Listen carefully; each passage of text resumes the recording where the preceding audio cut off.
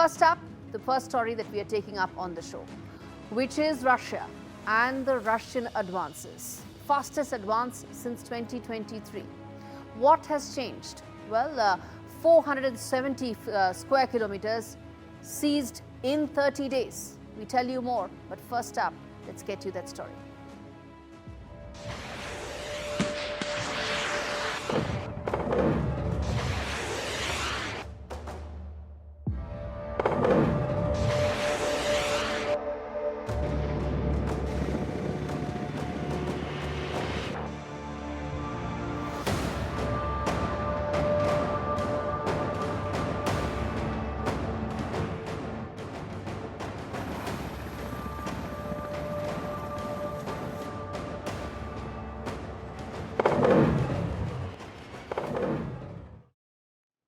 Viewers, this is Russia's fastest advance since 2023. We tell you what really has changed. What are these military wins that Russia is actually ensuring? 470 square kilometers seized in 30 days.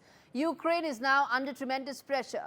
Putin's drone storm that has really upset and tilted the entire equation here. 728 strikes in just 48 hours. From Donetsk to Sumy, a multi-front push unfolds in Ukraine, and in fact, its power grids have crippled. Civilians have been targeted. Aid is stretched. Moscow's war of attrition gains traction. Is this just a prelude to a bigger Russian offensive that's coming in? Remains to be seen. Треба діяти, щоб примушувати Росію до миру. Так, Москва хоче воювати і далі. Але все питання у потенціалі. Все питання в ресурсах на війну, в грошах. Саме тому санкції корисні. That was Ukrainian president, but let's tell you what really has happened. In fact, in July 2025, Russia made its most significant territorial gains in over a year, pushing through key fronts, whether it's Donetsk, whether it's Sumy, whether it's Zaporozhye, or several others. With drone saturation, manpower shifts, targeted assaults, Moscow is now changing the battlefield geometry. We break down Russia's July campaign and what Ukraine's options really are as Western deadline close in.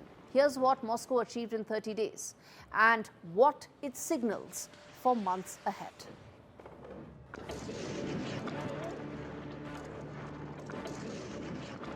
In July 2025, Russian forces made their most significant territorial gains in over 1 year, pushing forward along multiple axes and consolidating control in eastern and northern Ukraine. Advances were recorded across Donetsk and Zaporozhye, while in the north, Russian troops moved within striking distance of Sumy, signaling a possible new front aimed at stretching Ukrainian defenses. But this offensive wasn't limited to movement on the ground. A sustained wave of missile and drone attacks, 728 in just 2 days, targeted infrastructure and civilians alike, crippling hospitals and power grids. In total, Russia seized nearly 470 square kilometers, an area roughly the size of Andorra, while increasing pressure on frontline cities and supply routes. The Kremlin has shifted towards a model of steady, sustained attrition.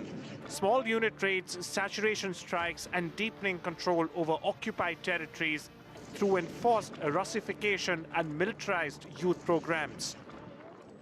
With Western aid tapering and diplomatic pressures building, Moscow appears to be positioning itself for a long war. One fought as much through political maneuverings as through artillery shells.